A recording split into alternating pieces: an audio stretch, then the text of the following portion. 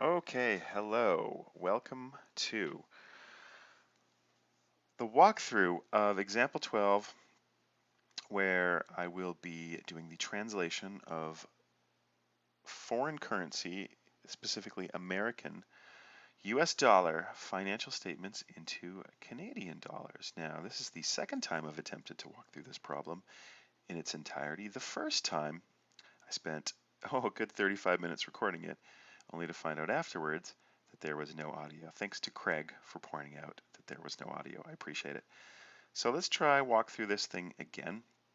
Hopefully it'll be a little bit faster, although I am a little bit sleepier because it's pretty late. Let's see how it goes, okay? If I screw it up again, I'll just do one more.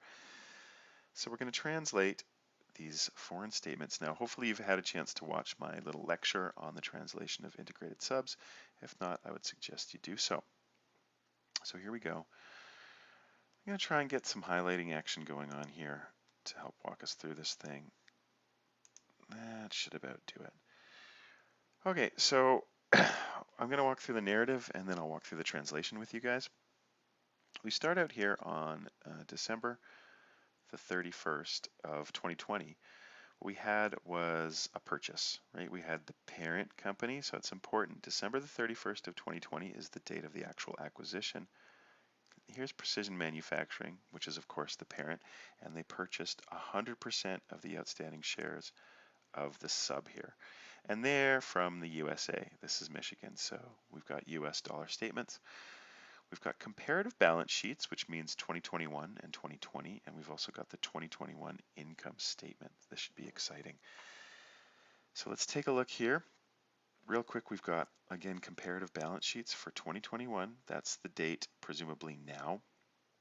In 2020, that's December 31st of 2020 when we would have, or the parent company would have made the purchase. Simple balance sheets, only 4 assets, simple balance sheet on the liabilities, shareholders' equity side, where we have current liabilities, bonds, common stock, and retained earnings. Fantastic. So then we're going to scroll down. We've got the income statement here. Income statement, of course, all this is in US dollars. That's the problem. Parent company has a US sub. US sub reports in US dollars, and upon consolidation, so the parent company has to consolidate all their subsidiaries, and it's hard to consolidate a sub that reports in foreign currency unless you translate it first. So that's going to be what we're going to be doing, is translating. Very simple income statement. Sales, COGS, amortization, other expenses, and then net income in US dollars of $600,000. 600,000 sweet USDs. So let's scroll on down and we'll take a look at the important information relating to the exchange rates. Now, we can see these are all direct quotes, right? Direct quotes are the amount of Canadian dollars it takes to buy one US dollar. And I'm recording this on March 3rd of 2020.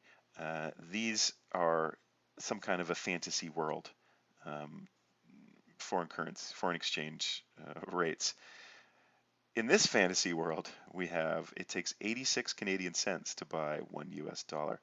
Of course, that's not remotely reflective of reality, nor a reality that I've ever lived in the entire time that I've been on Earth, or that I'm aware of at any rate. So it doesn't really matter for the purposes of this question. Let's just accept this alternate reality where 86 Canadian cents will buy you one US dollar. Pardon me. I'm coming down with something. Huh. So here's our exchange rates, US to Canadian dollar. December 31st, 2020. Remember, this is the date of purchase. Here we have one US dollar is 86 Canadian cents. This is the purchase date. I don't know how well this is going to work as we go along, but we'll do our best. So purchase date, I'm going to jump back into, we're going to take a look at September 30th of 2021. We have 82 cents Canadian for a buck. Now, why is that important? Well, check it out down here. Sandora declares and pays dividends on September the 30th of 2021. So that date is going to be important because we're going to have to translate dividends as at that date. So that's why we're given September 30th. Now here's December 30th of 2021. This is the balance sheet date, right? This is the current rate, guys, or the spot rate, if you will, right here. We're going to use this one a bazillion times, right? That's at the 2021 balance sheet date. A very important rate indeed. So the average for 2021 is 83 cents. We're going to need that quite frequently as well because we're going to translate a lot of income statement items using the average rate. So now it gets in a little bit to talking about inventories. Inventories on hand at December 31st, 2021 were purchased when the exchange rate was 81 cents. Inventories on hand at December 31st, 2021 means what? Well, it means this number right here, right? That's your closing inventory, folks. By the way, that's opening inventory, 4.3 million US dollars. All this stuff will ultimately have to be translated. So inventory on hand, December 31st, we had 81 cents. So we're going to be focusing right here on part A. Just part A. I'm going to do a separate video for part B, otherwise we'd be here all bloody night. So part A is going to be operating under the assumption that that Sandora, pardon me, is an integrated foreign sub. And that's the only one at this point you probably know how to translate. So the integrated foreign sub, we would use the temporal method to translate those United States financial statements. Then we have to calculate the 2021 exchange gain or loss that would result from the translation of the financial statements. Of course, exchange gain or loss in an integrated sub would show on the income statement. It's going to show on the subsidiary's income statement once they're translated into Canadian dollars. Once the statements are translated to Canadian dollars, ultimately you would be able to consolidate the parent and sub statements like you would do with any other subsidiary. We're not going to do that right here. I'll do some simple examples probably later on of how to consolidate foreign subs, but it's nothing you guys wouldn't have seen before. Once the translation's done, it's pretty easy. So we're going to translate the entire set of financial statements into CADs.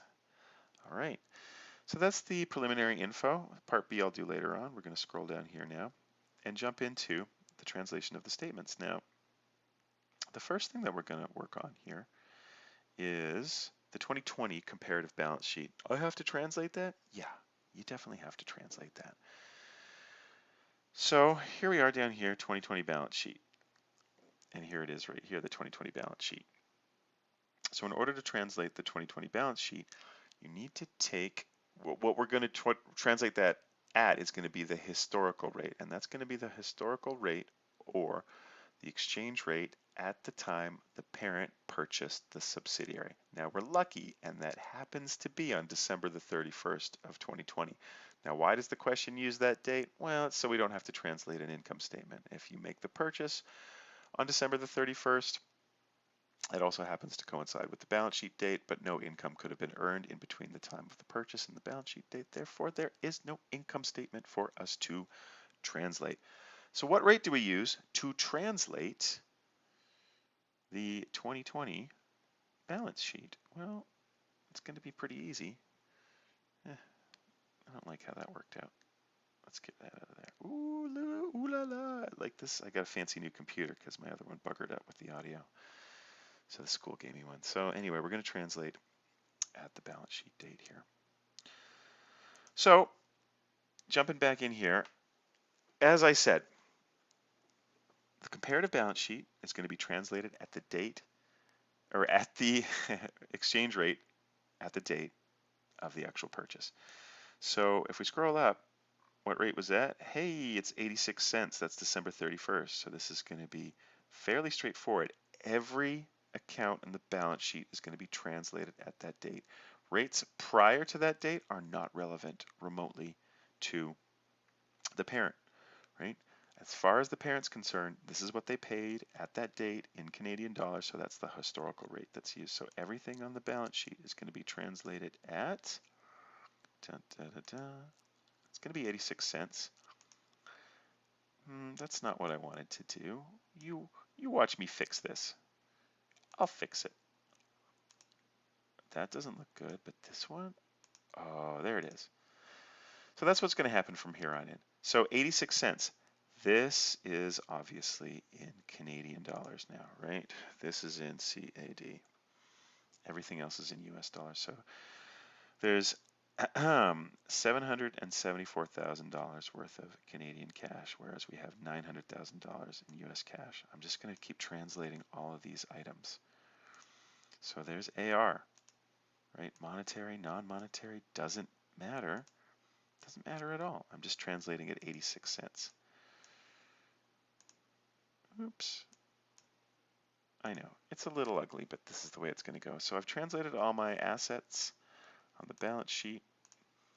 That gives me 16.5 million roughly in Canadian dollars. I'm going to do the same thing for the liability shareholder equity side. What? You're going to translate equity, common stock, retained earnings? Absolutely I am. I'm going to use 86 cents for all those things. This makes our life really easy. I suspect any problem I would give you on an exam or an assignment, the purchase date in prior years would take place on the balance sheet date to make life easy. I can't promise. I don't know. I haven't read all the questions, but it seems the most likely. So now, as interesting as that was, right, and it stipulates it down here in case anybody's sort of like, oh, I didn't necessarily follow everything that you were saying. That's fine. You don't have to follow everything I'm saying. Just follow along. So down here, the 2020 balance sheet, historical rate is used, the date the parent purchased the sub, and they use 86 cents for all the items in 2020. Current rate, historical rate at that date, 86 cents. Awesome. So now we're going to move on to translating our balance sheet at December 31st of 2021. And this will be great. So cash. Look, cash is a monetary item. We know that monetary items for integrated subs are translated at the current rate as at the balance sheet date. Current rate at the balance sheet date, I forgot already. Oh, boom, there it is, it's 80 cents. Okay, all monetary items are going to be translated at this rate, at 80 cents. Don't believe me? Watch this. Kaboom, there it is, 80 cents. Again, I should indicate up here that this is Canadian dollars. Accounts receivable, also a monetary item. Let's go ahead and translate all of the monetary items at 80 cents. Current liabilities and bonds payable are also monetary items, so they're also translated at 80 cents. Now, I'm out of monetary items, so I'm going to jump back into the asset side of the balance sheet, and I'll take a look at inventory. Now, inventory, this is inventory as at the closing date. This is our closing inventory. And I believe we know that this inventory on hand at December 31st was purchased when the exchange rate was 81 cents. Let's see. I'm pretty sure that we're translating this at 81 cents, and turns out it is, so that's the amount of inventory that we've got. Now the plant and equipment, well, the plant and equipment is going to be translated at the historical rate. Now, we don't know when this plant and equipment was specifically purchased by the subsidiary. It doesn't matter. We're translating it at the date that the parent purchased it, at the historical rate on the date that the parent purchased it. And we know what that is. Everything is going to be translated, or plant and equipment, I should say, is translated at, boom, 86 cents, right? 86 cents, that's a historical rate when the parent purchased the plant and equipment. Now, if they had purchased new plant and equipment at some point during the year, well, we'd need to know the exchange rate at that specific date. But we don't know that.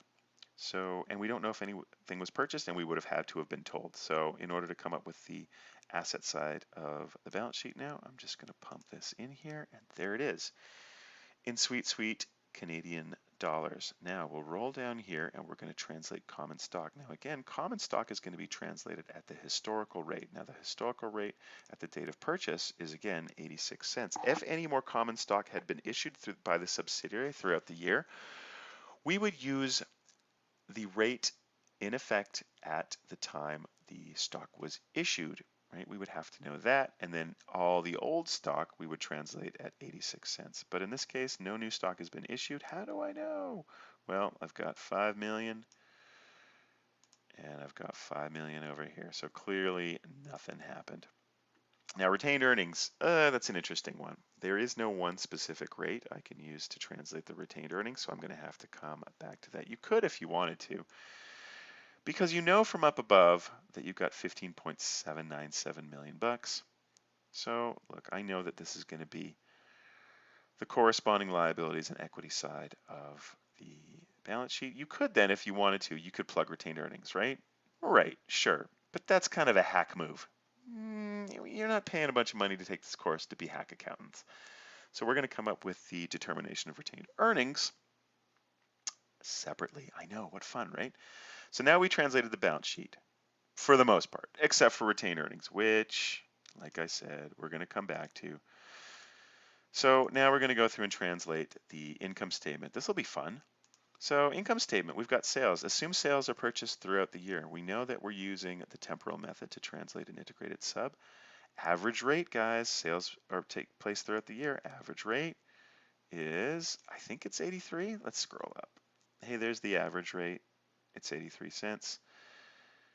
If I wander down here and I unhide this, hey, it's 83 cents. That's great. What about the cost of goods sold? Let's skip it. Skip COGS for now because it's got its own little piece. Now amortization, that's the second little bit that we'll deal with down here. So I'm going to deal with amortization now. So a historical rate for non-monetary items is used, right? So the rate that you would use for amortization is the rate that's associated with the corresponding capital asset that's being amortized.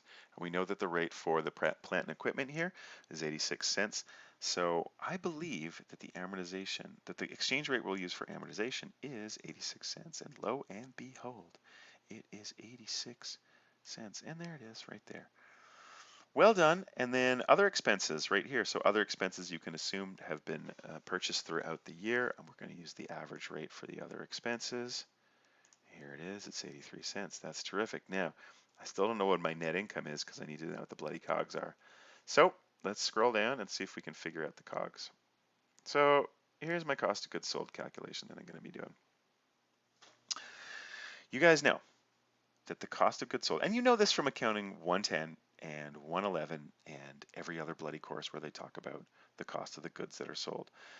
What are the cost of goods that I sold? Well, I take my beginning inventory, that's BI. Should I type this in? Oh man, I'm worried I'm going to screw something up. Beginning inventory. Okay, so beginning inventory, and we know the beginning inventory plus the purchases throughout the year minus the ending inventory.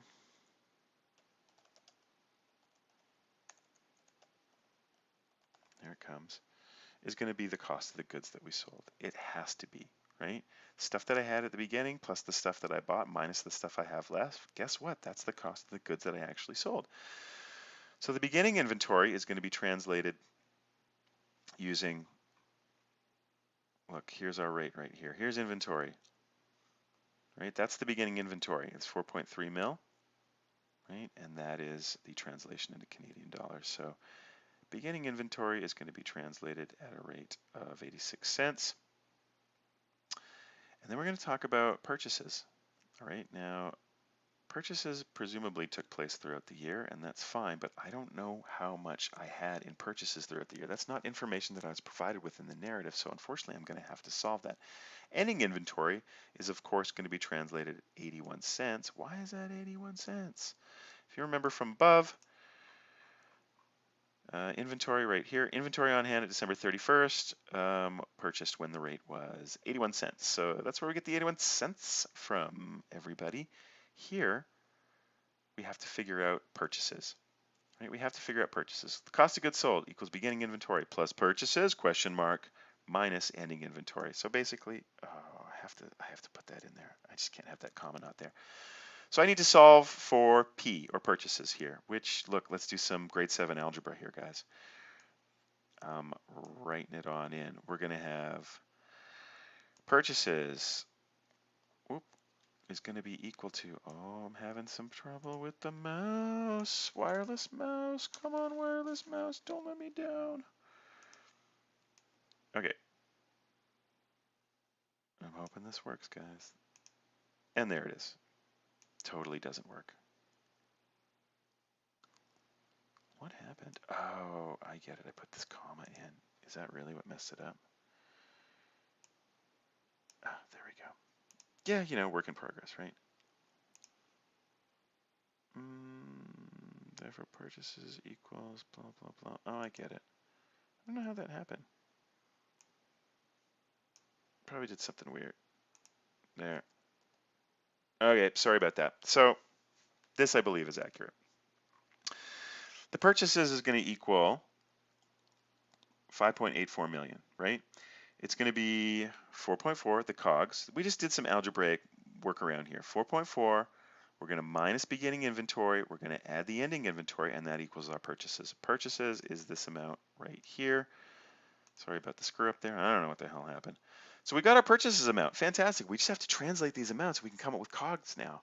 So beginning inventory, I know we translate that at 86 cents. That's the date. That's the rate when this company was actually purchased. So there you go. Translated 86 cents. Again, these are Canadian dollars up here. We've got the purchases, which were made throughout the year. We use the average rate. So we're going to add up those purchases.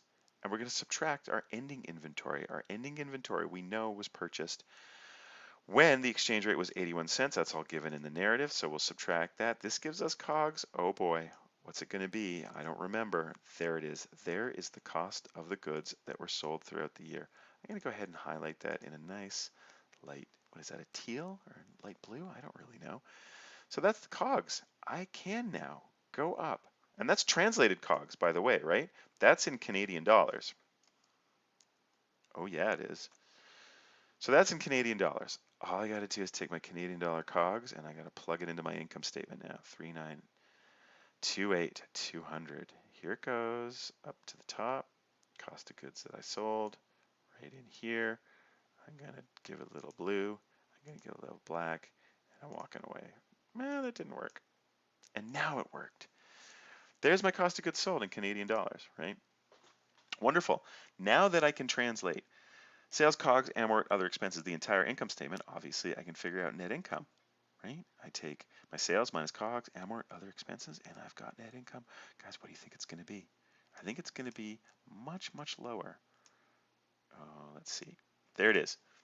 237,000 Canadian dollars. I had net income of 600,000 American dollars, and I have net income of 237,000 Canadian dollars. Seems weird, right? Well, that's what it is. So now the last thing I have to do is figure out what the foreign exchange gain or loss is.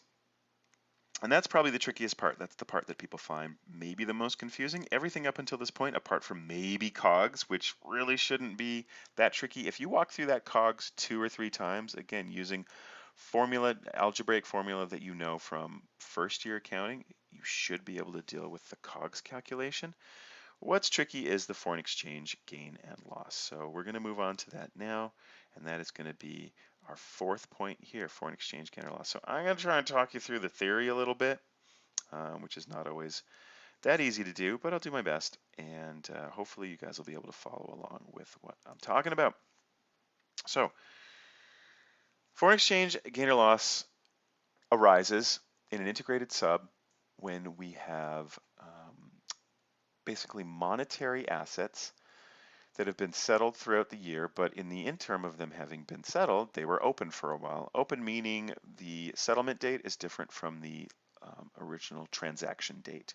And we've seen that with our simple foreign currency transaction translations, whereby, for example, one would purchase a piece of equipment on a specific date and then decide not to pay that until later. So debit equipment, credit payables. Now, the monetary item is going to have to be updated at the time that ultimately that payment is settled, and it'll be settled at the current rate. It'll be updated to the current rate. It'll be settled at that current rate, right? So in the interim, that monetary item has experienced fluctuation due to exchange rate fluctuation. So the corresponding debit or credit, once the payable or receivable is updated, goes to, as we've seen, foreign exchange gain or loss. And that's easy when it's one transaction. No problem when it's one transaction. We've done that fairly easily. You update the monetary item at the date where the transaction is settled or at the reporting or balance sheet date. But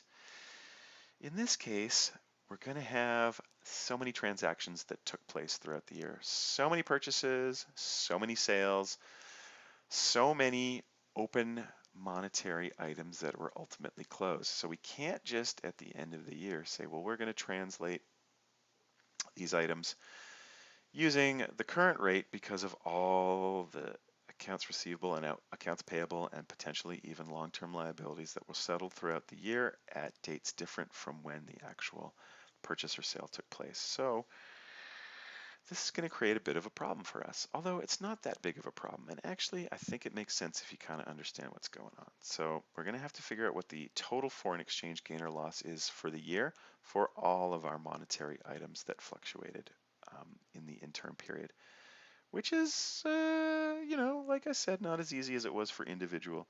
Not as easy as it was for individual. Oh, that is thick. For individual transactions, but it's definitely doable. So to calculate the foreign exchange gain or loss on these monetary items, again, it's the monetary items that we're worried about. And the monetary items in this case are cash, AR, current liabilities, and bonds payable. What we're going to do is basically figure out, well, what would our monetary items be? What would we expect our monetary items to be at the end of the year, right? If we translated all of our transactions at the end of the year, what would the monetary items be, net monetary items be, if all the purchases and sales had been settled in cash? If they'd been settled in cash, right? So that's pretty easy to determine. We take a look at, well, what are the monetary items at the beginning of the year? We can translate that, and then we're going to add in all our sales, we're going to subtract all our purchases and assume that they were settled specifically in cash. We can then predict, well, here's what we would have expected the net monetary items to be, all the monetary items combined. Here's what we would have expected them to be had we actually settled in cash. Now, then we're going to compare that to what our actual monetary items are when we translate our monetary items at the current rate. We're going to see that there's a difference. And the difference is going to be due to foreign exchange gain or loss, right? The foreign exchange gain or loss that was incurred on the settlement of those payables and receivables throughout the year. Confusing? Meh, I don't think so. I think when you let your head kind of wrap around it a little bit, it hopefully makes sense. But it is sort of a, a high concept area. I'll walk through it with you guys as simply as I can below, and I hope it makes sense. I kind of tried to tidy it up a little bit from your workbook, but let's just see how it goes. So again, we're going to take a look at all of the monetary items at the beginning of the year. It says net monetary assets. I guess that's technically true, where it says net monetary assets here. Net assets equals assets minus liabilities, so I'm fine with that. Here are all our monetary assets at the beginning of the year. It says January 1st of 2021. Whoops, I don't know why that happened. It happens sometimes. I'm going to try not to freak out about it. Can I erase that? That's so crazy. Oh my God, let me erase it. It worked. Okay, I'm going to try again. Here's our net monetary assets at the beginning of the year. Sorry, that's what I wanted to circle, is January 1st of 2021. The January 1st, 2021 equals December 31 of 2020. We have all those balances on the balance sheet. Hey, all these balances that I'm taking, right? We're going to use all the monetary items up here. So all the monetary items are going to be these guys. I'll highlight them in a sweet purple. Here's the monetary items. This guy, this guy, this guy, and this guy. Okay, those are our monetary items at the beginning of the year. Now we're going to take a look at the net monetary items at the beginning of the year. That's 900 plus 68 minus 24 minus 48. That equals 500,000 bucks. Whoa, again, thick. So 500,000 bucks. A little less thick here. Right here. I need to translate that. That's the beginning of the year. So the translation on that is going to be at the rate, of course, at that date. Now let's see what that looks like. Looks a little something. Oh, don't do this to me. There it is. 86 cents, right? The rate is 86 cents. 430 bucks? That's weird. And that makes more sense. 430,000 Canadian dollars.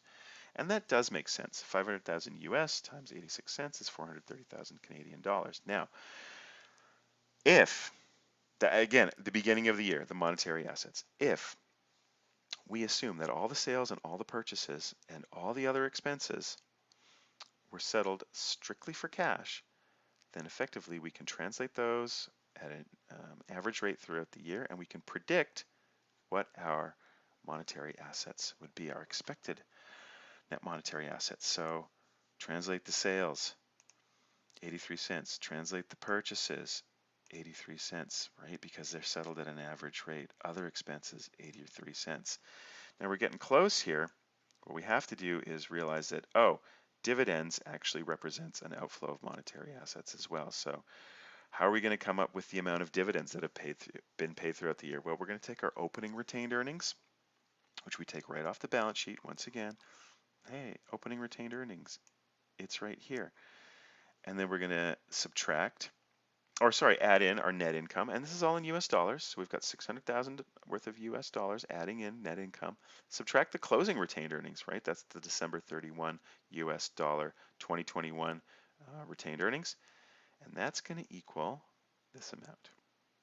It's 120,000 US. That has to be the reconciling item in terms of how much was paid out in dividends during the year. Now, what's the translation for those dividends? Well, it's the September rate that we highlighted above. Here it is, 2020, there it is, September 30th, 2021, 82 cents. So we're going to translate those dividends at 82 cents. There it is. And that represents all of our fluctuation in monetary assets throughout the year if everything had been settled immediately in cash. Now, this 165,600 is the expected amount of net monetary assets. This is what we would have expected all of our monetary assets to be valued at, the net monetary assets at the end of the year if we had settled everything in cash, but we didn't settle everything in cash. That's not what happened. So we're going to compare what our actual net monetary assets are as at December 31st of 2021. Now this is a lot easier. I just plucked these off the balance sheet. These are all off the December 31st, 2021 balance sheet, all of our monetary items, and the total of those is going to be equal to, I don't know, I can't remember what it is. Let's see. There it is, 180,000. No problem. The 180,000, of course, we're going to translate at the current balance sheet rate at December 31, 2021. And here we have, oh my God, the actual net monetary assets. I expected I was going to have monetary assets worth 165,600 Canadian dollars. What I actually have is net monetary assets worth 144,000 Canadian dollars. The difference between those two things is a result of the foreign exchange rate fluctuation and the fact that we didn't settle everything in cash, right? When the sub made sales, they would grant credit. When the sub made purchases, they were granted credit, and they would wait to settle those. The waiting to settle those particular monetary items resulted in foreign exchange gain or loss upon ultimate settlement date. And the total amount of foreign exchange gain or loss is $21,600. So the foreign exchange gain or loss is described down here. Right here. So if the company had converted into Canadian dollars their sales and purchases at the time of transaction, they would have had this amount of money, right? As I kind of tried to describe before. Instead, they're worth 144. Oh man, they're worth 144. So that's not what the expectation was. Thereby, the company has effectively lost $21,600 by using the accrual system of accounting, meaning granting credit or having been granted credit. So now all we have to do is basically solve for retained earnings. But first, we're going to plug in our sweet, hey, why don't I color that something fun? Oh, I don't know. Let's color that. There's only so many colors you can use. Okay, light blue, whatever. I'm going to go back up. I'm going to finish off my income statement way, way, way up here. Foreign exchange gain or loss is 21,600. So ultimately now my net income after foreign exchange gain or loss, net income in Canadian dollars for this company is $215,400. Now, the last thing I got to solve for is retained earnings, guys, right here, retained earnings.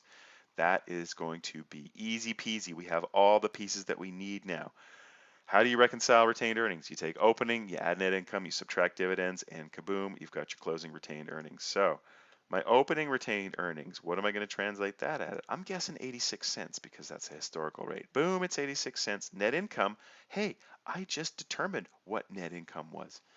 It's right here. Whoa, it's right here. It's this puppy. Do I want to color that? Why color it green? I'm going to plug in my net income down here. Hey, it's already been translated. It should be 215. Oh, it is 215. I got to subtract my dividends. Oh, I wish I had already translated them somewhere. OMG, I did. I translated them right here. So I'm plugging those puppies in there. My dividends. This is going to give me closing retained earnings. Oh, good Lord. We did it, guys. That's my closing retained earnings, 6.137 mil. I'm going to go up. I'm going to see if that's $6.137 million. It is. Everything balances. Everything's complete. How elegant, right? We've got our fully translated balance sheet. And to be clear, the Canadian dollars are right here. That's the 2021 Canadian balance sheet right there. Those are the values.